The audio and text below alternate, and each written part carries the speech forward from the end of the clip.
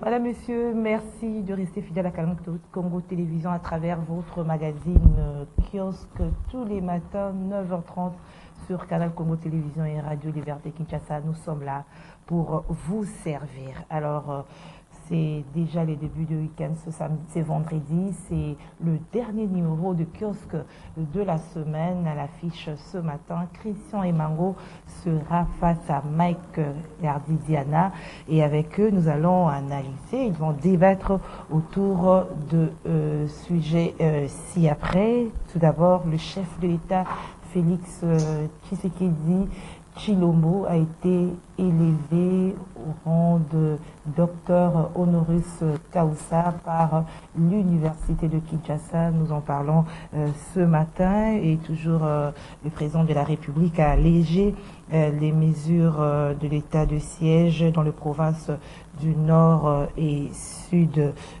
Kivu. Et du Nord Kivu et Ituri, allais-je dire, il y a levé de restrictions de citoyens, la liberté d'association et de manifestation, mais le gouvernement militaire reste sur place, les autres autorités civiles reprennent leur travail. Voilà. Et un autre sujet d'actualité ce matin, c'est le processus électoral avec ce débat autour de l'affichage de listes électorales de façon traditionnelle. En tout cas, cette fois-ci, la CENI ne va pas afficher les listes électorales et cette décision inquiète notamment les opposants, la SENCO et les CC. Analyser commentaires, c'est avec nos invités. Voilà, c'est là l'ossature de kiosque de ce matin. Christian Emango est déjà avec nous. Bonjour Christian Emango. Bonjour Madame Gisèle Etoko, merci beaucoup de votre invitation. Que d'être sur ces plateaux, c'est toujours un plaisir.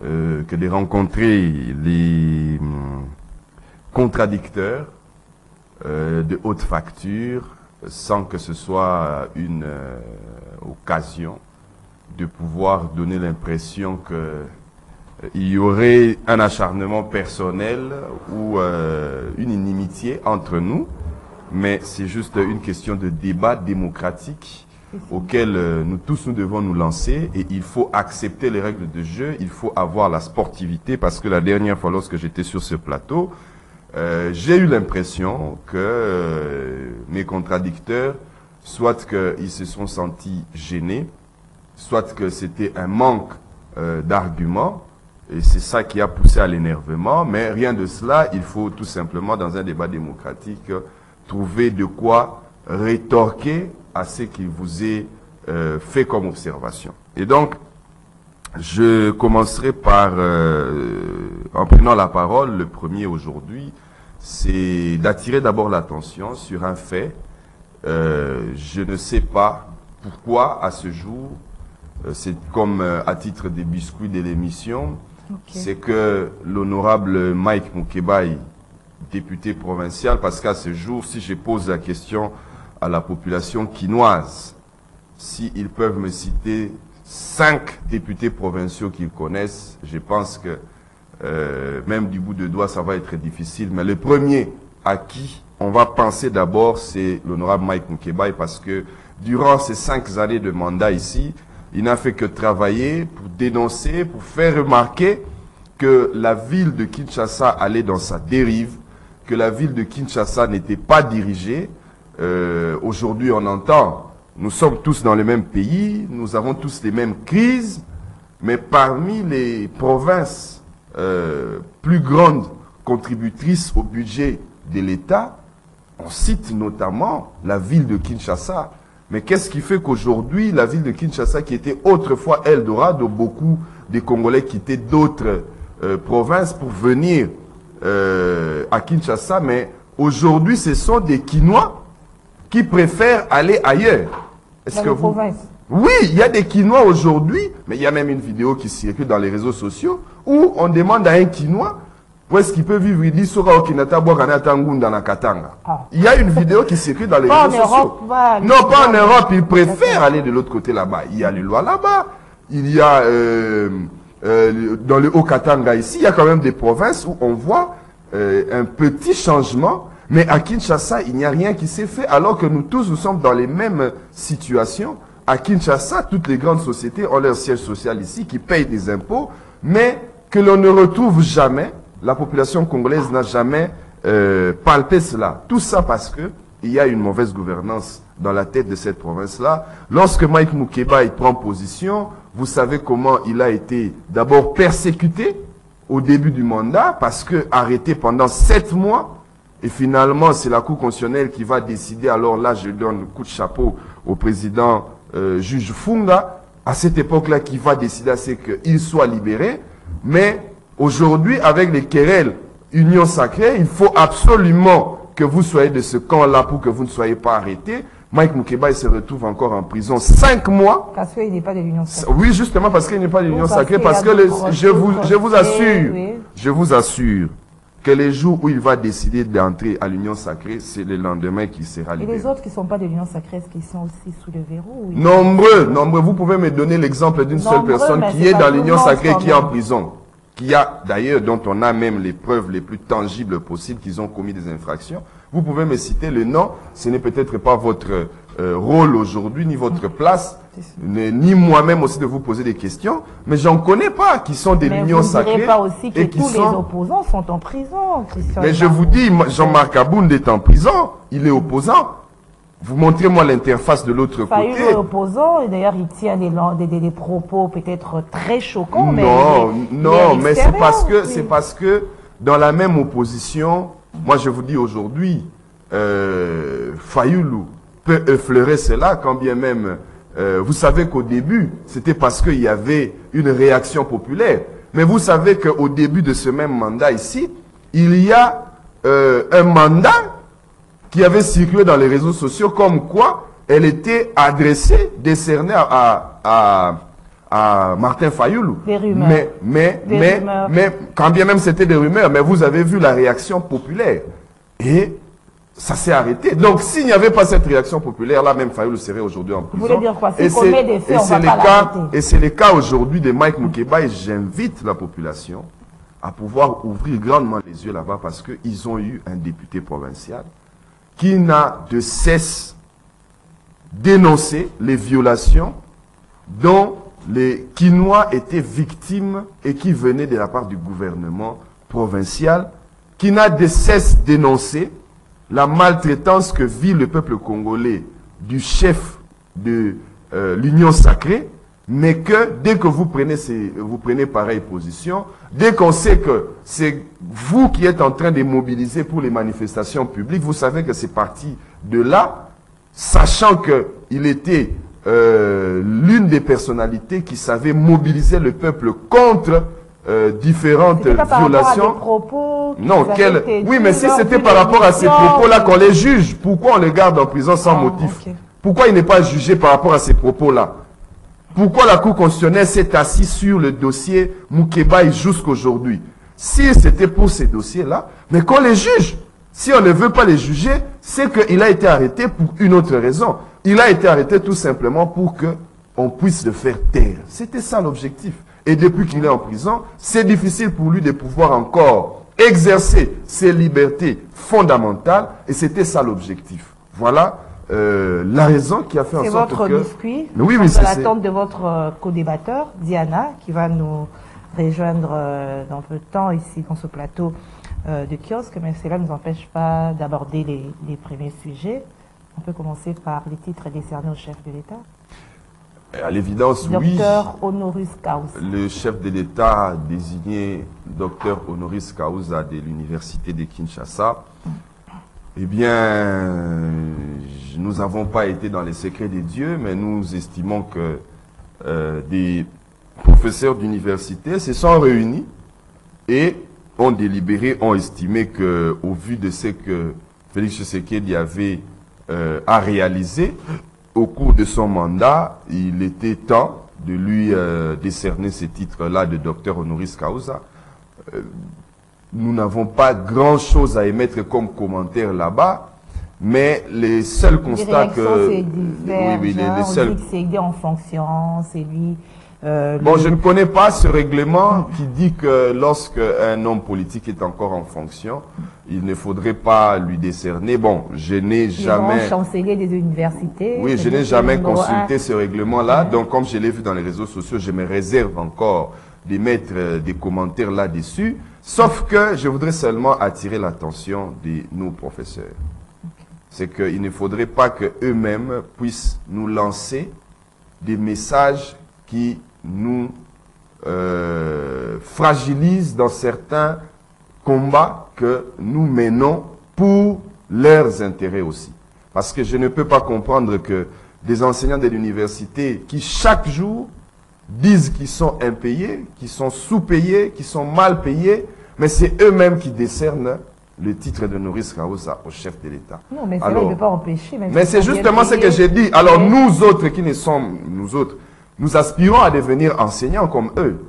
Alors, si déjà nous voyons que les enseignants eux-mêmes ont reconnu le mérite du chef de l'État, nous, qui, dans quelques mesures, essayons de nous investir à ce combat-là, à ce que les conditions des différentes couches de la population soient améliorées, mais qu'eux-mêmes reconnaissent déjà que le chef de l'État a bien travaillé, qu'il a amélioré beaucoup de choses. Moi, je crois que je pense que c'est un message qui est très contrasté. Très contrasté. Ça dit une chose et son contraire à la fois. Comment ça? Oui, mais j'ai donné l'exemple. Parce que la charité bien ordonnée commence par soi-même. C'est vous-même qui décernez les titres, mais c'est vous-même qui allez en grève pour dire que vous n'êtes pas payé. Or, le chef de l'État, le chef de l'exécutif, c'est lui-là même qui gère le pays, c'est lui qui doit vous produire, vous procréer ces avantages-là. Mais s'il n'est pas en mesure de le faire, alors que vous lui décernez encore le même titre, moi je dis tout simplement que c'est un message qui est très contrasté. Mais ils ne sont pas en grève présentement là. Non, ils ont été en grève. Quelques-uns ont levé, d'autres sont dans des positions un peu ambiguës. Mais c'est le constat général que nous faisons. Si on doit vraiment faire l'état des lieux sur l'enseignement supérieur dans ces pays, est-ce que vraiment, on peut me donner l'exemple d'une université publique où le nombre des étudiants dans un auditoire est au prorata de ce qui est réservé pour cet auditoire-là? Est-ce qu'un auditoire de 1000 étudiants aujourd'hui connaît 999 étudiants? Non. C'est plus. Il y a des étudiants qui sont dans les mauvaises conditions. Est-ce qu'aujourd'hui, un professeur d'université peut me dire vraiment avec son salaire, il peut se concentrer exclusivement à l'enseignement supérieur et ne pas chercher l'argent ailleurs? Est-ce qu'un professeur d'université aujourd'hui peut me dire que sans vendre les syllabus, il peut vraiment bien exercer son travail? Moi, je pense que ce sont des questions qui sont difficiles à répondre et qu'il ne faudrait pas que nos enseignants nous balancent des messages très contrastés en revendiquant une chose et le contraire à la fois. J'aurais souhaité quoi? Qu'ils puissent s'épancher sur leur situation tout d'abord? Non, j'aurais souhaité, non pas seulement leur situation, mais j'aurais souhaité que pareil titre ne soit pas décerné, parce que j'ai estimé qu'il n'y avait certainement pas opportunité, que pareil titre ne soit pas décerné en ce moment, vu toute la polémique que ça peut engendrer. Vu tous les reproches que nous allons faire par la suite à nos enseignants. Parce que moi, je ne vois pas. Les reproches, je vous dis, je vais me poser la question de savoir, quel est cet enseignant-là qui va encore se tenir devant nous et dire que il est dans les mauvaises conditions parce que le gouvernement ne s'occupe pas de lui. Mais bon, je lui balancerai tout de suite. Oui, vous êtes dans les mauvaises conditions, mais c'est vous-même qui avez décerné les titres honorifiques à une personnalité qui est dans l'obligation de subvenir à vos besoins. C'est vous. Alors, plaignez-vous, vous devez continuer à vous plaindre chez lui et ne plus intéresser la population quant à ça, parce que vous nous avez déjà donné les preuves que pour vous, il a bien travaillé. Alors que je pose la même université. Ils ont cité des domaines. La même université, oui. C'est qu'on puisse le distinguer. Oui, qu'on puisse le distinguer. Et dans ces domaines-là, si on doit... D'ailleurs, ce sera parmi les questions que nous pouvons développer au cours de cette émission-là, sur le plan sécuritaire. C'est le matin qu'on décerne au chef de l'État le titre de Nourice Kaousa, que sur le plan sécuritaire, il y a eu des résultats. Mais c'est le soir que le chef de l'État lève l'état de siège sans nous dire... Bon, enfin, ouais. moi je voudrais qu'on puisse... Nous allons revenir là-dessus. Ouais. C'est le soir que le chef de l'État vous dit que les mesures sur l'état de siège ont été allégées. Ça veut dire que la guerre n'est pas finie. Or, l'état de siège, en réalité, lorsqu'il est proclamé, que lorsqu'il sera levé, c'est que la situation sur terrain, on a résolu. Mais si on n'a pas été en mesure, 2 ans durant, de pouvoir mettre fin à la guerre, mettre fin à l'agression rwandaise au niveau du Nord Kivu et de l'Ituri, mais vous lui décernez que sur le plan sécuritaire, tout va bien. Mais pendant ce temps, le soir, lui-même fait état des difficultés qu'il a rencontrées et qu'il n'a pas réussi à atteindre ses objectifs. Il faut qu'on puisse se poser des questions. Parce que vous devez savoir que si l'état de siège a été allégé, c'est justement parce que, et le chef d'État l'a dit dans son discours, c'est bien parce que il faut permettre à ce que les libertés publiques soient exercées. En l'occurrence, nous sommes dans une période électorale, il faut qu'il y ait des libertés de réunion, les libertés des manifestations. C'est pour ça que l'état de siège a été allégé. Mais est-ce qu'on nous a dit que l'état de siège a été allégé parce que nous avons récupéré Bunagana? Nous n'avons pas récupéré Bunagana. Est-ce qu'on nous a dit que l'état de siège... Mais justement, c'est pour ça que je vous dis, on a décerné les titres, honoris causa, parce que avant que Félix Tshisekedi n'arrive en fonction, Bunagana n'était pas un territoire occupé. Aujourd'hui, Bunagana est un territoire occupé. Aujourd'hui, l'Ouganda a déplacé les bornes. Mais la guerre, il y en avait. La guerre, il y en avait, j'en conviens. Mais il faut que nous puissions, non, il faut que nous puissions faire l'évaluation. Combien il y avait des groupes d'armées lorsque Félix Tshisekedi est arrivé au pouvoir, actifs, parce qu'il y avait même certains qui étaient devenus dormants, certains même qui avaient disparu. Mais lorsque Félix Tshisekedi est arrivé au pouvoir, les groupes armés se sont multipliés par 3. Ils existaient, ces groupes armés. Mais c'est ce que j'ai dit, il y en avait même ceux qui étaient dormants. Non, mais je vous dis, il y en avait même ceux qui étaient dormants. Mais lorsque Félix Tshisekedi est arrivé au pouvoir, aujourd'hui, les groupes armés se sont multipliés par 3. Alors, lorsqu'on décerne les titres d'honoris causa à une personnalité, c'est de leur droit, ils peuvent le faire, ils en ont le pouvoir. Mais si on posait des questions de fond, de savoir, est-ce que on a endigué les phénomènes groupes armés? Qu'est-ce qu'on a fait par rapport au M23? Il y a d'autres. Non, mais c'est sur le plan sécuritaire. Si on a le temps, on peut décortiquer point par point. Mais moi, je vous dis déjà que sur le plan sécuritaire, il n'y a aucun résultat. Il n'y a aucun résultat. Et donc, s'il n'y a aucun résultat, qu'on décerne les titres d'honoris causa, c'est quand même un message très contrasté. Votre co-débatteur est là, Maïgardi Diana, bonjour. Bonjour madame, bonjour à Christian Emango, bonjour aux téléspectateurs de cette émission. Je m'excuse pour le retard. Voilà, vous entrez directement dans le débat, c'est par rapport au titre. Vous avez quand même suivi la réaction de Christian Emango. Et quelle est la vôtre? Bon, écoutez, c'est un titre honorifique. L'université décide de le donner à une personnalité qu'il estime avoir excellé dans tel ou tel autre domaine. Je crois qu'à ce niveau-là, on entrerait dans les subjectivités, dans le choix de l'université. Je trouve malaisé de pouvoir discuter du contenu maintenant, mais tout ce que moi je peux dire, c'est qu'avant lui, il y en a eu qui en ont tenu. Je crois que ça peut faire polémique aujourd'hui parce que c'est le chef de l'État en fonction. Et au-delà de ça, c'est pendant une période électorale. Je comprends la teneur de ce que les gens peuvent dire, mais comment pourrions-nous discuter des subjectivités, encore des raisons fondamentaux qui ont concouru au décernement de ce prix-là? J'aimerais qu'on discute dans le fond. Quels sont les éléments? Est-ce que aujourd'hui, il n'y a pas un domaine particulier où Félix Tshisekedi excelle pour pouvoir mériter ces titres-là? Je ne pense pas. Il a eu ce courage-là de pouvoir engager la plus grande réforme constitutionnelle qui est la gratuité de l'enseignement. Rien que pour ça, je vous dirais qu'on peut le lui donner. Et voilà, je me limite là. Pour le reste, chacun est libre de pouvoir commenter comme il le souhaite. Mais pour moi, je crois que c'est vraiment pas la question de fond sur quoi on peut se tirailler encore en cet instant. Si certains ne seraient pas d'accord sur l'approche sécuritaire, il y a d'autres éléments qui entrent en compte pour pouvoir justifier justement ce prix-là. Mais sur l'approche sécuritaire, parce que Christian en parlait, vous savez, il y a peut-être vrai de manière factuelle, il y a résurgence de certains groupes armés, il y en a plus maintenant qu'avant. Mais je crois que pour les intellectuels que nous sommes, nous connaissons le contexte de cette guerre. S'il y a mérite aussi dans cette question de la sécurité, c'est aussi dans la manière de gérer cette histoire. Je rappelle souvent sur ces plateaux, je dis, le Congo depuis 2 années, je cite souvent un exemple de 2013 où, avec nos propres efforts, on a réussi à arriver au bout du M23.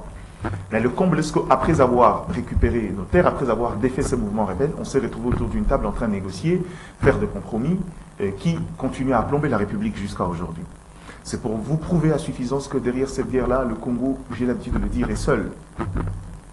Aujourd'hui, peut-être si c'est trouver des paix à l'ancienne par des compromis, quand on a un Moussa Niamouissi, quand on a des interfaces, des gens capables de pouvoir négocier et discuter avec le rebelle, crois-moi, ça serait la chose peut-être qui serait faite il y a longtemps. Mais l'essentiel, c'est que allons-nous continuer à avoir des paix, des semblants de paix, nés ou qui résultent de compromis trouvés avec non seulement des mouvements rebelles, mais avec des États instigateurs de cette situation? Je pense que non. Et je crois que la simple volonté de vouloir s'entêter, de ne pas vouloir retomber dans le compromis d'autrefois, la simple vérité de rester ferme, de ne plus discuter avec le groupe armé, changer de fusil d'épaule et changer de prisme sur la question de la guerre de l'Est aujourd'hui, c'est vrai, pour moi, c'est un bon début. Maintenant, après, il faudra qu'on se donne le moyen de notre politique, parce qu'à défaut de ne pas tomber dans le compromis d'autrefois, maintenant, il faut trouver une autre stratégie et arriver au bout de groupes armés. Et pour le reste, je crois que on n'a pas le temps de discuter sur ces titres-là. Il a eu la vérité, il y a d'autres domaines où il excelle. Dans la sécurité, pour moi, dans la manière de gérer, il a prouvé quand même quelques éléments des différences avec ses prédécesseurs, mais même si ça reste quand même un tendant d'Achille qui lui pend encore pendant son quinquennat, ça c'est une vérité de fait, mais je ne vois pas pourquoi on va discuter de ça. Alors, ma question a soulevé un point qui est des enseignants et même les professeurs ont problème, ils étaient en grève. Alors, ils ne sauront plus présenter leurs difficultés au chef, autant plus qu'ils lui ont décerné un Non, titre. Non, il ne faut pas croire à ça. En fait, c'est ça la manie des Congolais. Ce n'est pas parce qu'on vous décerne le prix de Maurice Kaouz que finalement, c'est un mur pour ne pas nous donner l'occasion de dire ce qui ne va pas. Ça n'a rien à voir. C'est-à-dire, on peut vous le donner parce que vous le méritez. C'est ça le rapport entre intellectuels, entre hommes d'État. C'est-à-dire que je peux dire, bon, dans ce domaine ici, je crois que Gisèle Etoko mérite ces trophées, mais Gisèle, la dernière fois où maintenant, je ne suis pas d'accord avec ça, et je connais les professeurs de la Poukine, c'est des gens qui n'ont pas leur langue en poche, ne vous en faites pas, quand il faut revendiquer leurs droits, ils vont le faire, et aisément. Ça n'empêche en rien. C'est pas une contrainte, ne vous en faites pas, c'est pas un élément qui annule la volonté des professeurs de pouvoir lui dire, et d'ailleurs, si vous voulez une anecdote, il y a beaucoup qui étaient sur place, qui s'en sont servis aussi, pour pouvoir avoir l'occasion de le voir demander une audience pour plaider le problème des enseignants. Voilà, merci. Alors on parle d'état des sièges, je reste avec vous parce que Christian a déjà beaucoup parlé. Allègement de l'état des sièges. C'est normal, les retardataires, oui. Allègement de l'état des sièges. La décision a été prise par le chef d'État hier, au cours de son adresse à la nation. Qu'est-ce que vous pensez de cela? Quels commentaires? Mais je crois que c'était logique, si vous vous souvenez très bien, autour de cette table, sur ce plateau, je vous l'ai dit dès lors qu'il y a eu cette sorte de conclave sur l'état de siège, même si j'estimais que la manière de conduire le débat, moi, m'a semblé porter le germe de conflit, parce que dans la répartition des commissions, les gens n'avaient pas compris le rôle. Certains s'estimant être pro-lever état de siège, quand ils se retrouvent dans la commission, par exemple dans une commission prolongement, il a l'impression qu'il n'est pas à sa place, il dit non, c'est pas ça. Vous êtes là justement pour donner votre point de vue, pour enrichir, pour permettre à ce que les gens qui ont un point de vue contraire à vous puissent faire évoluer leur point de vue. À ce niveau-là, beaucoup n'avaient pas compris, mais je crois que moi c'était inévitable qu'on aille dans ce sens-là, parce que c'est d'ailleurs ça l'option que moi j'avais levée, c'est trouver les justes milieux, trouver la voie de la raison, pas forcément lever parce que au-delà de la dimension sécuritaire, il y a d'autres réalités. Je crois que je l'ai évoqué ici, le contexte d'ordre politique. Le Congolais est toujours protagoniste. C'est-à-dire qu'il y a eu des conflits avant et après. Il y a des adeptes de l'ancien gouverneur Bouabidjé qui, eux, n'est juré que par la levée de l'état des sièges pour revenir à l'ordre politique. Question de pouvoir reprendre le bâton de commandement et aussi faire quelques règlements de compte. Et c'est justement dans cette optique-là qu'il faut prendre les choses dans son sens global. J'ai déjà vécu beaucoup de conflits comme ça. des gens qui estimaient que non, parce que le pouvoir militaire, non seulement parce que on n'est plus au pouvoir, il y a quelques-uns qui ont tenté de pouvoir nous reprendre nos droits, nous reprendre nos intérêts. Et une fois qu'on reviendra aux affaires, on va régler des comptes, on va faire ceci et faire cela. C'est ça, malheureusement, les malheurs du contexte territorial dans la partie Est. Mais au-delà de ça, je crois que l'état de siège méritait encore d'être maintenu, parce que sinon, c'est un sérieux revers. Oui. Alors, si je comprends, c'est-à-dire que les chefs s'est retrouvé devant deux tendances après la table ronde, ceux qui étaient contre, ceux qui étaient pour. Alors, il a fait les justes milieux. Non, ne vous en faites alors, pas. la décision, elle est bonne. Le problème n'est pas à ce niveau. Le problème, c'est la voie de la raison. On a deux tendances. Il n'y a pas que deux tendances. Il y a ceux aussi comme moi qui pensaient qu'il fallait juste alléger certaines mesures et garder les acquis de cet état de siège. C'était ça aussi mon point de vue. Il y a des gens comme ça qu'on appelle parfois, si vous voulez, vous pouvez appeler troisième voie ou neutre, mais je ne pense pas vraiment que c'est de la neutralité. Donc en gros, moi je trouve cette raison logique parce que ça rencontre mon point de vue dans la mesure où il fallait continuer à aller dans ce sens-là, parce qu'il ne faut pas oublier. Sur le plan militaire, il n'y a peut-être pas les résultats escomptés comme les gens le pensent, mais dans l'approche stratégique, cet état des sièges nous a permis de voir clair et de faire évoluer notre façon de voir la question de l'Est. C'est ça les bilans. Quel bilan? Non, parce que ça a permis de voir clair, c'est-à-dire que... Pourquoi vous cherchez les bilans alors qu'on discute science? Si vous voulez les bilans, allez demander aux gens de l'Union sacrée. Ils sont là pour faire ce travail-là. Donc en gros, ça veut dire que dans la stratégie, cette guerre autrefois qui était une guerre asymétrique devient pour moi en fait par moi une guerre par procuration où nous savons exactement en face de qui nous combattons, mais par voie intermédiaire. Et ça nous permet aussi de pouvoir adapter certaines stratégies, mais on a des faiblesses structurelles dans l'armée, comme j'ai l'habitude de le dire. Il n'y a que la force qui pourra nous aider à résoudre ce problème-là. Mais comme l'a dit Samsung une fois, l'homme fort commence par remporter la victoire avant d'engager un combat. Et je crois que la meilleure chose à faire, c'est commencer par nous remettre en question, reformer cette armée-là, avoir suffisamment d'éléments efficaces pour pouvoir engager une guerre, et après, en fin de compte, monter en puissance et engager l'offensive.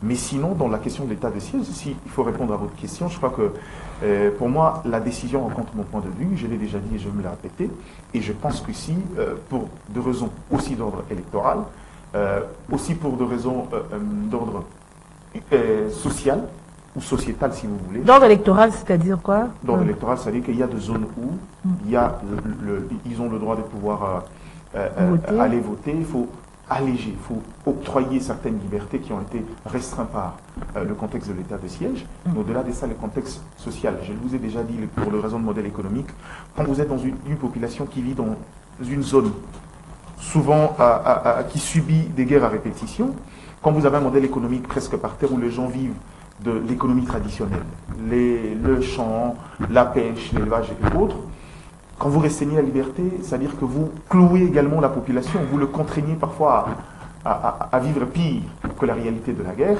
Et dans ces cas-là, c'est généralement à ces niveaux que l'instinct animal surgit. Tu n'as pas à pêcher quelqu'un, dit ne sois pas parce que le rebelle va te tuer, mais tu le pousses à mourir de faim dans sa maison. Dans ce contexte-là, je crois que tout parent, le choix est clair. Il préférait aller s'exposer, quitte à jouer à la chance et à la providence, le temps de pouvoir trouver quoi nourrir sa famille. Donc pour moi, ça rencontre mon point de vue et j'estime que c'est une bonne décision. Voilà, Christian Emango, à l'allègement de l'état des sièges, les autorités civiles sont rétablies, mais les gouverneurs militaires sont là. Il y a à lever de certaines restrictions, manifestations, liberté de manifester, voilà, tout ça. Je vais tout de suite dire au peuple congolais que tout cela n'a été fait pour l'intérêt que des politiciens eux-mêmes. Pour l'intérêt que des politiciens eux-mêmes. Et je vais vous donner les éléments. L'état des sièges, d'abord, je n'ai jamais compris pourquoi, pour certains messages si importants à la nation, il faut les faire passer à 23 heures. Pourquoi? Parce que vous croyez qu'un enfant de 8 ans qui est à l'école primaire doit attendre jusqu'à 23 heures pour suivre ça. Il n'en a pas besoin. Non, mais moi je vous dis, nous, en tout cas, je remercie beaucoup mes parents, ce n'est pas à 22 ans qu'ils m'ont appris à suivre l'actualité. Ils m'ont appris à suivre l'actualité tout petit.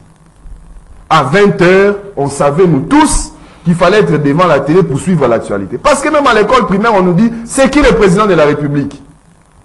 Mais si l'enfant est désinformé, c'est qui le président de la République? Il peut aller vous citer le nom du président zambien. Parce qu'il ne suit pas l'actualité. Nous, on passait le génie en herbe à l'école. Mais des fois, si on réussissait au génie en herbe, c'était parce qu'on suivait aussi l'actualité. Mais aujourd'hui, pourquoi pour des messages si importants? Je prends l'exemple de l'enfant de 8 ans. Mais même pour les personnes âgées, on parle vraiment état de siège. Et on attend 23 heures par un message du chef de l'État pour les véhiculer. Mais pourquoi on n'utilise pas certains instruments que la Constitution nous donne?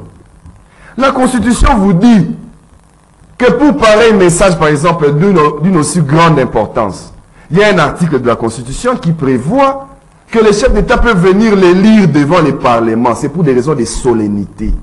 Et ça n'engage pas des débats, les messages que les chefs d'État... Les chefs d'État ne tiennent pas un discours devant les parlements que s'il s'agit de l'État de la nation. La Constitution prévoit qu'il peut même s'adresser par certains messages devant les parlements et cela n'entraîne aucun débat. Pour des raisons de solennité. Faites ça en pleine journée, que toute la population se mette à discuter, que toute la population apprenne ça. Moi, je peux vous dire, j'ai circulé Twitter ce matin. Je ne vois pas la population congolaise en parler.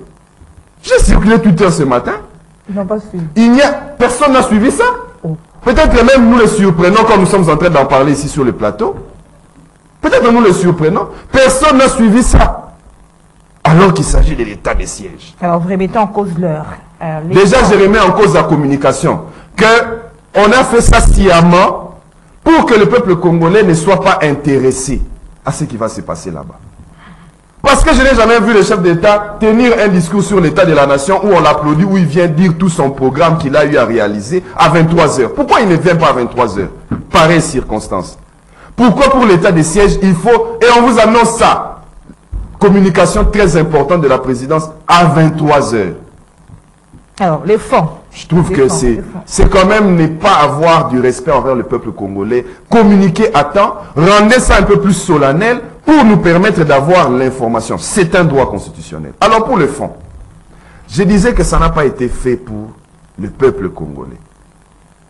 Pendant tous ces temps que nous étions en train de demander au chef de l'État, si le Parlement, parce que c'est un organe collégial, il y a tellement d'idées, tellement de positions que c'est peut-être difficile que tous ces gens-là se mettent d'accord et prennent le courage de prendre une loi pour mettre fin à l'état de siège. Mais nous étions en train de le dire directement au président de la République.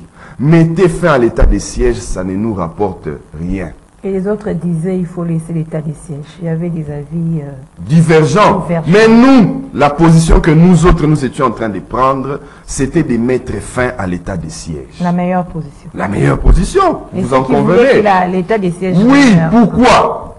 Parce que l'état de siège, c'est la chance que Félix Tshisekedi a. Que ce sont des entreprises, des initiatives que le peuple congolais est en train d'apprendre et d'expérimenter. Que si c'était dans certains pays, moi je pense que le peuple se serait révolté virilement contre pareille décision. Pourquoi? Parce que lorsqu'il y a état de siège, Diana vient de le dire, il y a restriction des libertés. On restreint les libertés 2 ans durant, depuis le 3 mai jusqu'à aujourd'hui, nous sommes à plus de 2 ans.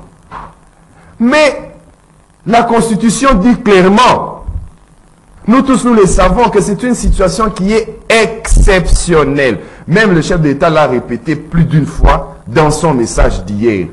Je vous assure que même moi, je n'ai pas suivi la nuit, c'est seulement le matin ici. Beaucoup de gens m'appellent pour me demander qu'est-ce qu'il a dit, oh, qu'est-ce qu'il a dit, oh. Mais c'est une mesure qui est exceptionnelle. Vous pouvez comprendre qu'une mesure exceptionnelle est devenue normale. Mais ce sont des stratégies. Est-ce que vous pouvez... Non, madame. Oui, on essaye toujours, on ne sait pas si ça va marcher. Ce qui est exception peut durer pendant plus de 2 ans. Il n'y a plus d'exception, c'est devenu une situation normale.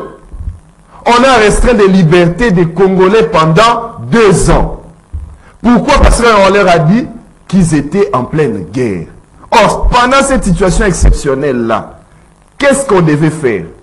Puisqu'on a dérogé aux libertés publiques, c'est-à-dire que le gouvernement congolais avait déjà des informations claires et précises sur les agents qui étaient à la base de cette guerre-là, qui ne connaissaient jamais sa fin.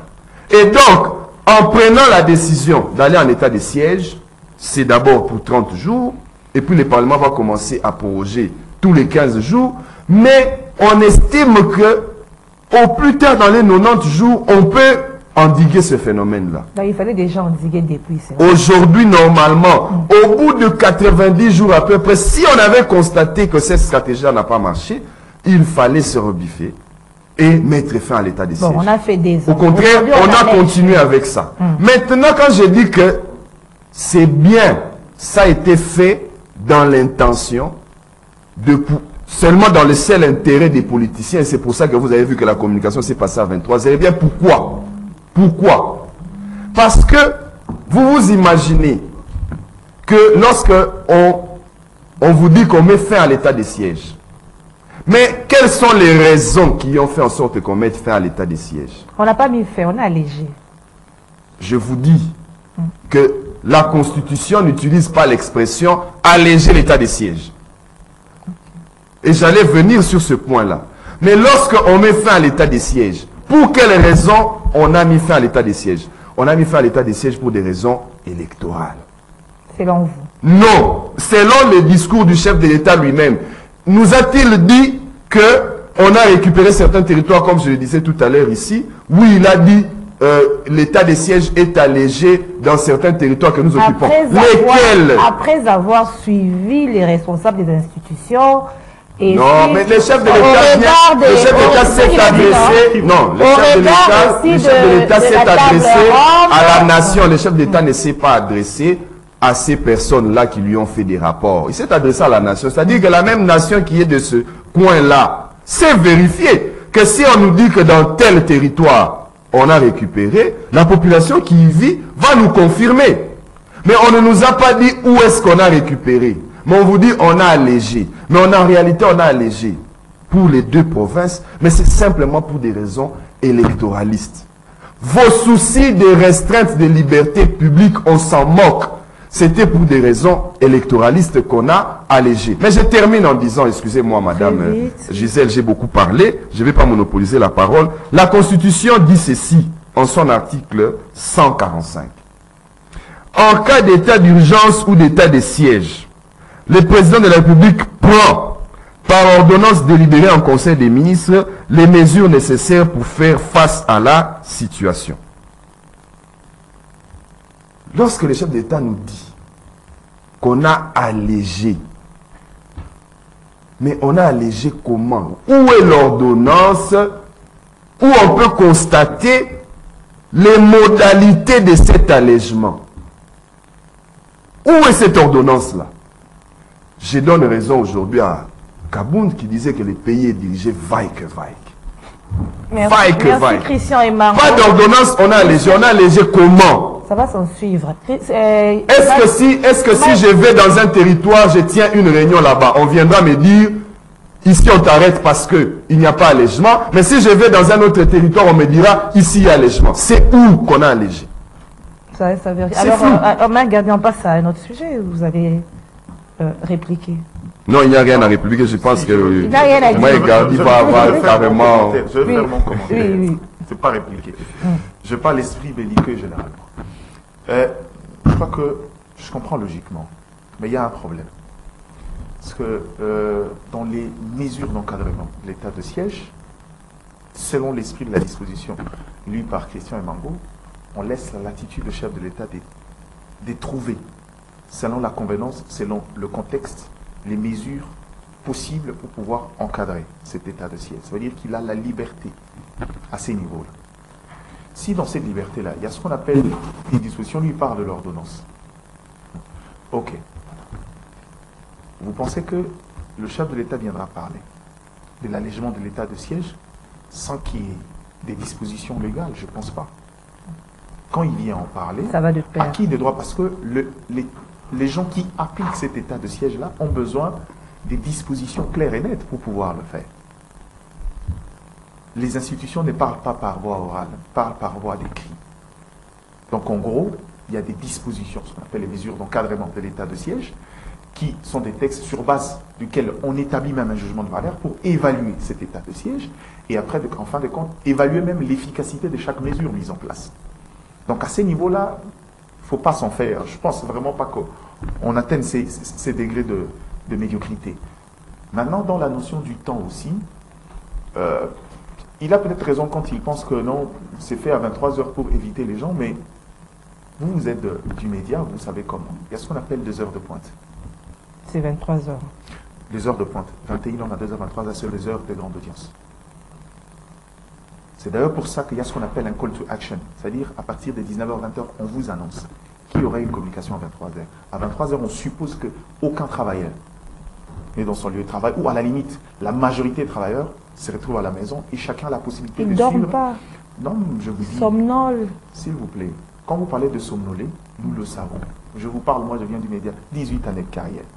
C'est des heures de grande audience. Aussi parce qu'on estime, on suppose qu'à ces niveaux-là, on peut atteindre au moins le 80% de l'ensemble des grandes populations, c'est-à-dire ceux qui sont capables d'orienter l'opinion, capables de comprendre, capables d'interpréter, comme Christian Mango, comme vous, comme Doudou Montiri et les autres. Donc en gros, le problème de l'heure n'est vraiment pas à ces niveaux-là. Je pense vraiment pas. Parce que, à la limite, étant une mesure importante, les médias traditionnels, comme lui, c'est-à-dire que toute la journée d'aujourd'hui, c'est le message qui sera répercuté, chacun aura le temps de faire son analyse, et s'il y a un commentaire, on reviendra. Moi j'ai eu la chance de le suivre, lui il a eu la chance de le suivre le matin, mais en réalité on n'est pas différent, il a une analyse différente de moi.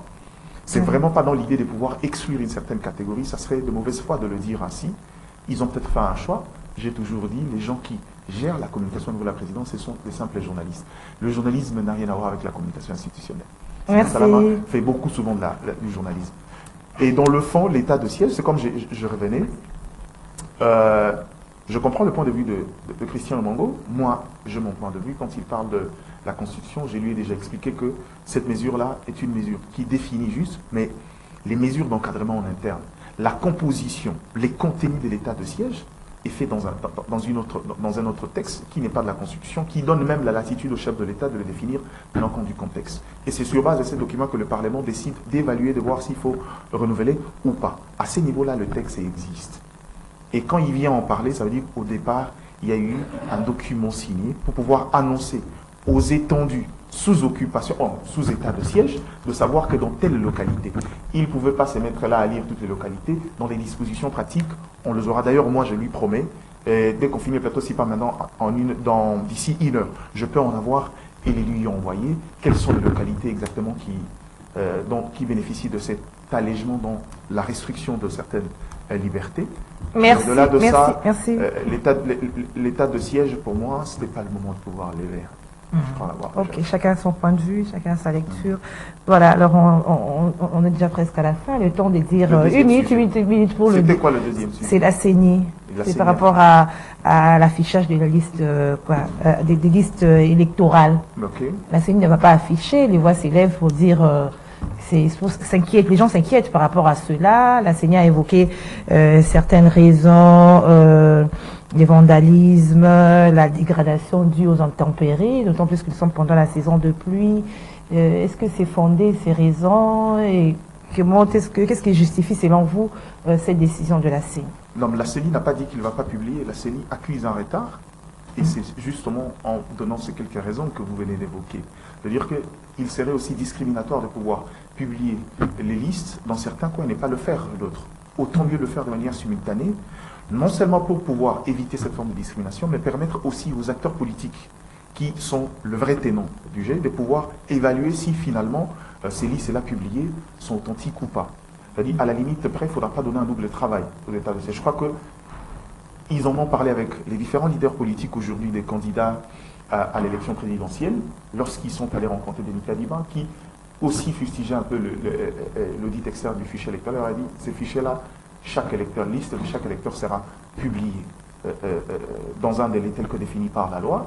Et en fin de compte, ça sera à vous de faire le travail. Vous nous estimez que si dans nos listes, on a encore oublié un doublon, si dans nos listes, vous estimez qu'il y a des fictifs, c'est le travail que vous allez faire. Donc la CENI a évoqué des raisons pour justifier un retard, pas pour dire qu'il ne va pas publier, c'est pas... Non, mais l'inquiétude de la mission d'observation de la CENI, SENCO et SCC, c'est trop faux, parce que cette mission s'inquiète par rapport à l'affichage de liste électorale.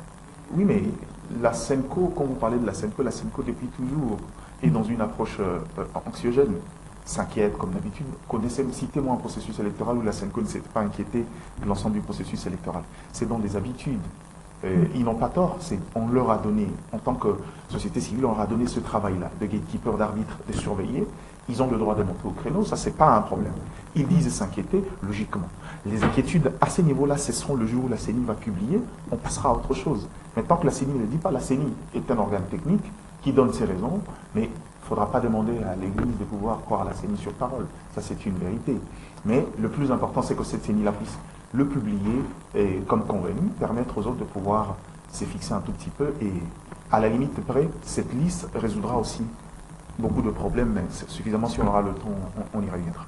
Alors, Christian et Mango. Non, Madame Gisèle Etoko, lorsqu'il fallait annoncer qu'on met fin à la coalition FCC Cash et que l'Union Sacrée allait être créée, moi je vous dis qu'on a communiqué ça à 19h. Ce jour-là se passait le match Tottenham-Manchester United, 3 buts partout, avec le triplé de Cristiano Ronaldo. Nous tous devant nos télévisions, nous avons arrêté les matchs pour suivre le communiqué du chef de l'État. C'était à 19h.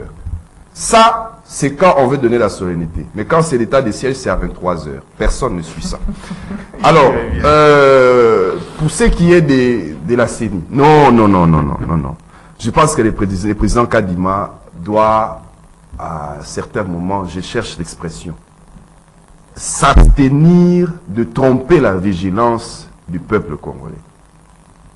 Il nous balance un communiqué où il dit que s'appuyant sur l'article 6 de la loi électorale, malheureusement je n'ai plus le temps de le lire ici, qu'il ne sera pas en mesure, pour des raisons de vandalisme, d'intempéries et de manque d'espace physique dans les antennes pour publier les listes des électeurs avec, il faut préciser là-bas, avec indication du bureau de vote.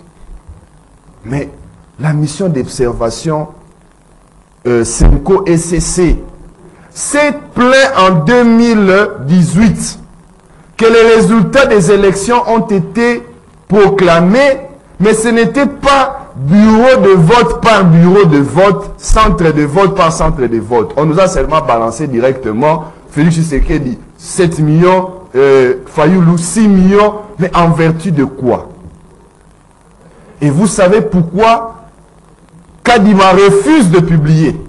Parce que l'ECC lui a déjà dit, parce que l'Église catholique lui a déjà dit, nous allons déployer 50 000 observateurs. Or, déployer 50 000 observateurs en République démocratique du Congo pour ce qui est des questions électorales, il n'y a pas 50 000 centres de vote. Il faut que la population comprenne. Un centre de vote, c'est comme une école où on va souvent voter. À l'intérieur, il y a plusieurs bureaux de vote. Et Denis Kadima nous dit qu'en vertu de l'article 6 de la loi électorale, il n'est pas en mesure d'afficher les listes des électeurs qui vont aller voter dans une école. Ça, c'est vraiment une raison logique. Les intempéries. Les intempéries, pour afficher 200 personnes, on ne peut pas, lorsqu'il va chercher à pleuvoir, on prend ça, on met dans une salle de classe. C'est ce que Denis Kadima nous explique. Les vandalismes. Les vandalismes dans une école. Mais s'il y aura les vandalismes, ça veut dire que même les jours des élections, il y aura des vandalismes. Est-ce qu'on ne met pas souvent un agent de la police là-bas pour sécuriser ces listes-là? Non, vous n'êtes pas d'accord avec mensonge sur toute la ligne qu'il publie les listes. Merci Christian Mango, et c'est la fin de kiosque. Qui publie les listes? Merci. Non, c'est fini. 30 secondes pour dire quoi? En fait, il y a une dimension que Christian Mango a oubliée quand il parle de vandalisme intempérie, il faut mettre dans les salles de classe. Il ne faut pas oublier que maintenant, là, les élèves sont pendant la période. Mais même dans les bureaux du directeur des études, n'importe où, les écoles, il y a suffisamment d'espace. Mais comment on a toujours fait en 2018, en 2011 et en 2006? Pourquoi il me permet pas? Non, posez-lui la question de savoir, posez-lui la question de savoir comment on a fait en 2018. On n'a pas vandalisé en 2018, il n'y avait pas des intempéries. Les élections se sont toujours déroulées dans une période des intempéries. Et ça, Mango me permet. Alors, 2018, 2011 et 2006, on avait fait comment? Qu'il publie les listes, nous allons envoyer des observateurs. Fini. Merci. Si le public, on va envoyer les observateurs et nous allons attraper la tricherie. Ce n'est pas difficile. Voilà, l'émission est finie. Merci Mike Gardi Diana. Merci à... voilà. Il a pris 30 secondes alors.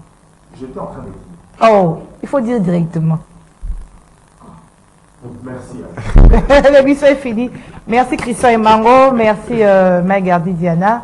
Merci à l'équipe technique. Merci au coach de Thierry. Madame, monsieur, je vous retrouve lundi avec le même plaisir. Bon début de week-end. Au revoir.